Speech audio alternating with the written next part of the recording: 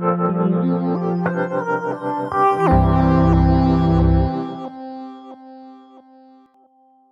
name is Alex, and I'm head of EV accounts here at Just Park. We have developed some quite exciting, innovative products around EV charging. We are based in the UK primarily at the moment, but we do have ideas in the longer term to go international. And today I'm going to take us through two of our EV propositions that we've designed and have started to bring to market. What we like to start with is the problem. We have a situation right now, which is really exciting in the UK, which is we have to have all electric vehicles on the market by 2030. So all new vehicles sold have to be fully electric by 2030. So no internal combustion engines, brand new off the forecourt, will be able to be sold after that point. That means we currently have lots of grants from the government to support both consumers and businesses to move to electric.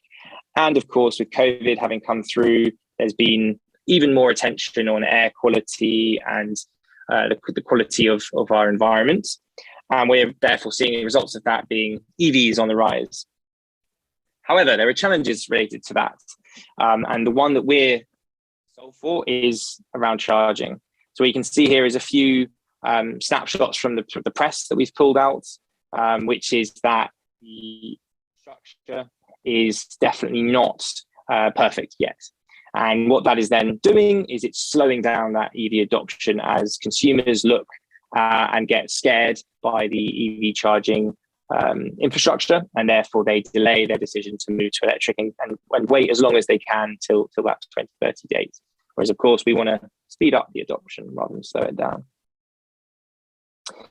What we've also done is some research, a bit more anecdotally, on social media, places like LinkedIn, places like Twitter, and we're really starting to see a real change in the rhetoric.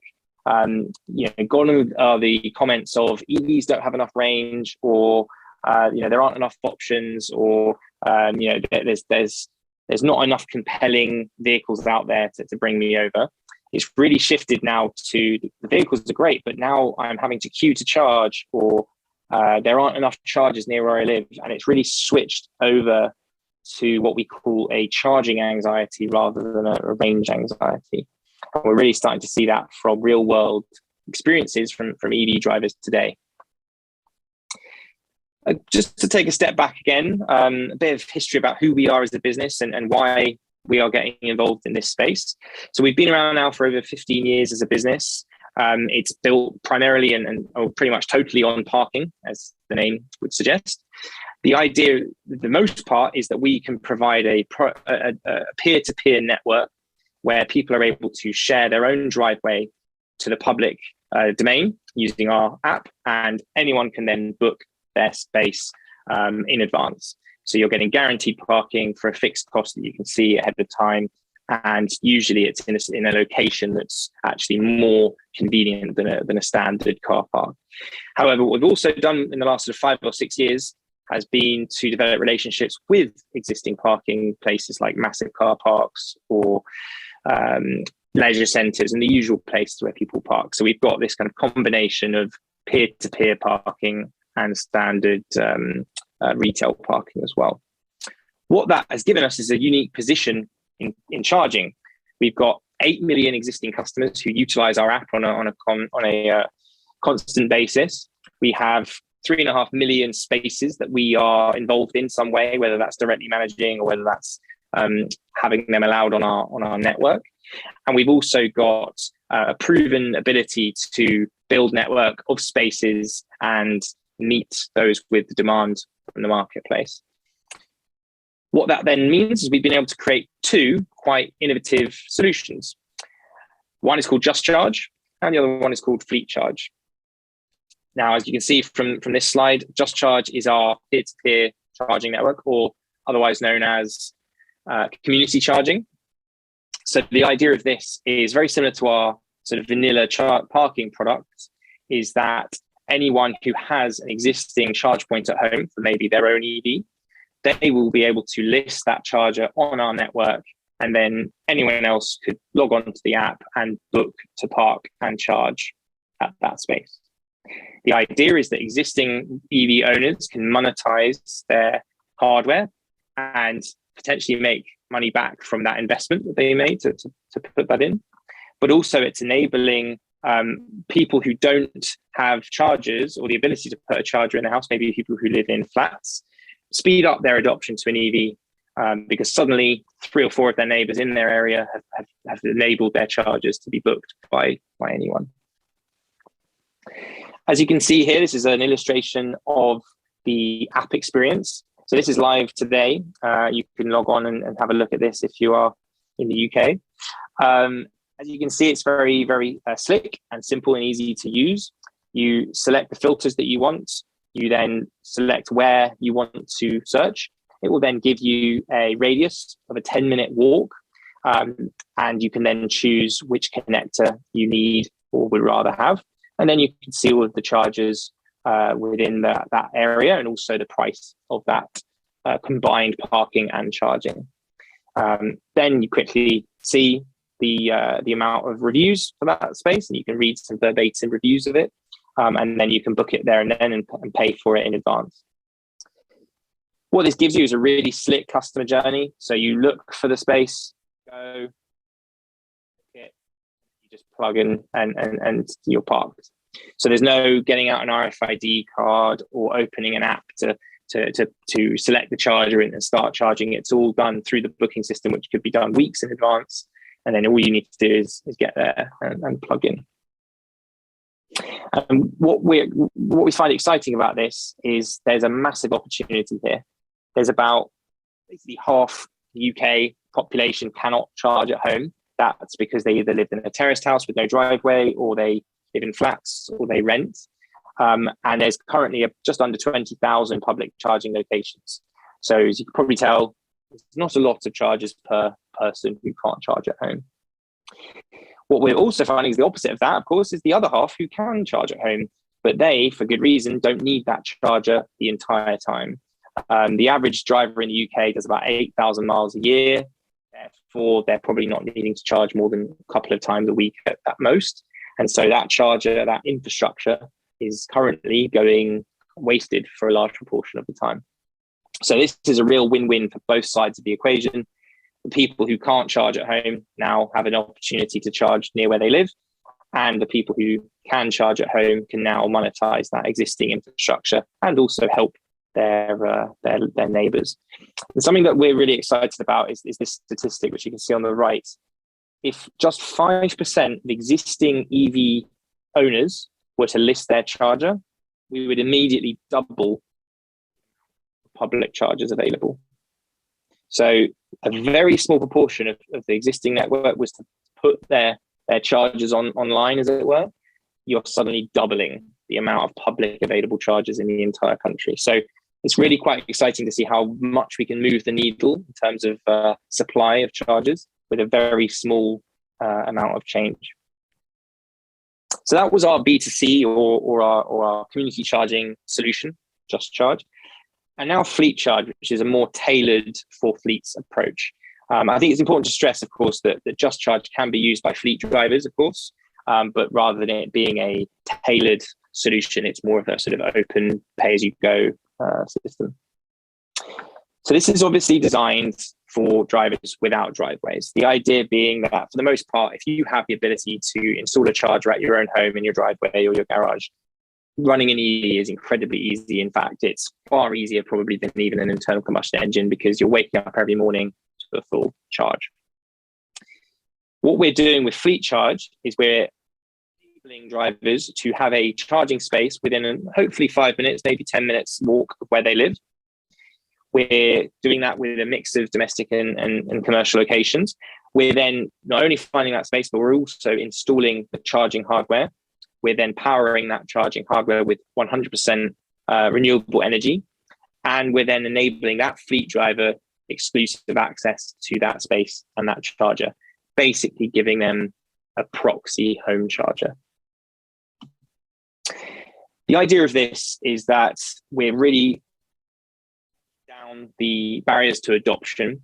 One of the main ones, as I said before, being the availability of charging for those who cannot just charge at home. We're then also scaling up, and we're making it a much more fair, level playing field. There's already a slight worry that there's an inequality here, which is people who have nice big homes with driveways can move to an EV, whereas those of us who don't find it harder. So we're sort of leveling that side of society up. We're also supporting businesses which are worried about transition because they're worried that their employees were going to have to waste business time finding a public charger and hoping that it works, and then sitting on that charger while it's charging rather than it being done overnight while they're sleeping. And the idea is that therefore fleets are going to be slowing down their adoption of EVs because they have this, very well-reasoned fear that their employees won't be as efficient and as effective as they were in their internal combustion engine cars or vans. Oh, actually, sorry, I should note here as well, I think it's important that it's a very large proportion. As I said earlier, with Just Charge, it's about half the UK cannot easily charge at home. We're actually finding that for fleet drivers, it's even higher. It's closer to 75%. And that's from real world examples of fleets that we're speaking to at the moment. That it tends to be that fleet drivers are often the ones in that demographic. So we've got a real world example here of a customer that we've been working with since we first launched this. So Addison Lee, they are a 4,000 vehicle fleet in the UK. The majority of that fleet are private hire vehicles, so taxis and chauffeurs. And they have a plan to fully electrify that fleet by the end of next year. Now, the biggest challenge they had is that they have approximately 80-90% of their drivers who cannot easily charge at home. So again, for the reasons I listed before, they're just simply unable to get a charge point installed at their home. So they were scrabbling around trying to understand how they can make that work in tandem with their very bullish plan to fully electrify by the end of next year. So this is an example of how the fleet charge model works. We've got here a picture of where one of the drivers might live. So high-rise flats with on-street parking. We can quite clearly see that they're not going to be able to install their own charger. They're then also going to have to rely on the public charging network. That little map that you can see there, that's a screenshot that shows no chargers in the immediate vicinity. So what we're able to do is using our spaces that we currently have on our network, we can quite quickly see that there's quite a few options that where we could make one available to that driver. So as you can see in that dotted line, that's a 5-minute walk from the driver. And therefore, we're confident that we're going to very easily be able to find them one of those spaces that's happy to make it exclusive to the driver. What that then means is Addison Lee are able to be much more confident in achieving their targets that they've set, maybe even earlier than they first set it. And that then means they're able to heavily reduce the amount of CO2 that they as a business are emitting. Now, of course, this is just one element of the positives here. The other elements are air quality. The other elements are future-proofing the business and making sure that they're doing the right thing for their customers as well. As you can see here, there's some really good publicity from this as well. The news articles picked up. It was quite a forward-thinking maneuver, and lots of fleets will be looking to follow suit. As a general point, we've found from our development of this product that there isn't a one size fits all. So we've got basically 3 different types. You've got the driver-based or one-to-one, which is where you've got very high usage fleets. So Addison Lee is a good example of that. People doing many, many miles every day, and therefore they pretty much need to have a charge every single day, wake up, a fully charged vehicle every morning. So they would need a 1 charger to 1 driver ratio. You've then got what we call the charger-based, and this is where maybe each driver or each vehicle only does 50, 60 miles a day, for example, and therefore a single charge could probably last them 2 or 3 days, and therefore they don't need to have a charge every day. So that's what we call the many to one, which is where you might have 2 drivers sharing 1 charger. And then you've got the private network, and this is one which we would say to a business, we can just provide you with, 3, 4, 5, 600, whatever the number needs to be, charges. And then that's in a closed private network that only their employees can utilize and book. So it's basically a sort of miniature version of our Just Charge network that's exclusive to that business, providing them with the guarantee that they're not sharing that charger with basically everyone in the entire country. And therefore, there's a much stronger confidence that they will be able to get the charge that they need. So it's not only just a useful solution that solves issues, but it's also quite cost effective. And the idea is that we're getting this as close as possible to just relying on public charging in terms of cost. One of the benefits that we have is because quite a lot of these locations will be domestic locations, we're able to pass on the benefit of a domestic energy supply, which is less expensive than a commercial energy supply. So we're able to share that saving with the end user. What we've then also got is you're getting a guaranteed charge, which then means you're reducing what we call the opportunity cost for those fleets. And I'll go into a little bit more detail about that. So as you can see here, this is just to illustrate the way that the pricing works. So you've got public charging on the right. The fuel cost is quite high. Here in the UK, the average now for rapid charging is about 55p per kilowatt. And then you've got what we call the opportunity cost above that. And then on the left, you've got fleet charge. The idea is the fuel is far lower. Domestic overnight rate is 7.5p per kilowatt, for example, between midnight and 4 o'clock in the morning. So you can use as much as that as possible. Then you're heavily reducing the cost of fuel. And then, of course, because you're getting an off-the-road parking space, you are paying for that space and that service. So there's an additional cost, which brings it up to basically the same overall cost minus the opportunity cost. But what is opportunity cost? So a bit of an illustration here based on some, basically averages and some guesses.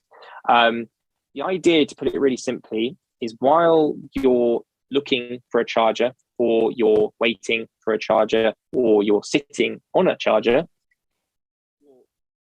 time that could have been used or maybe should have been used doing the job, whether that's delivering the parcel, or whether that's fixing someone's boiler, or whether that's going to a client meeting and pitching a sales product.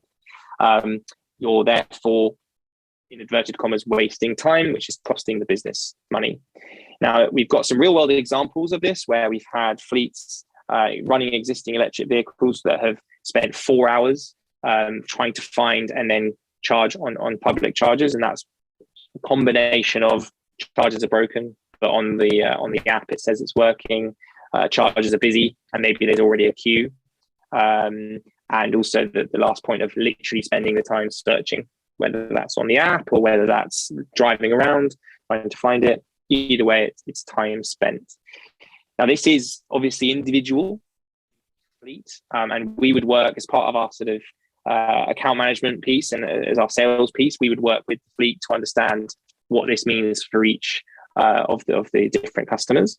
Some are far higher than others, whether it might be the higher paid employees, or whether it might be the type of business they do is more sensitive to this.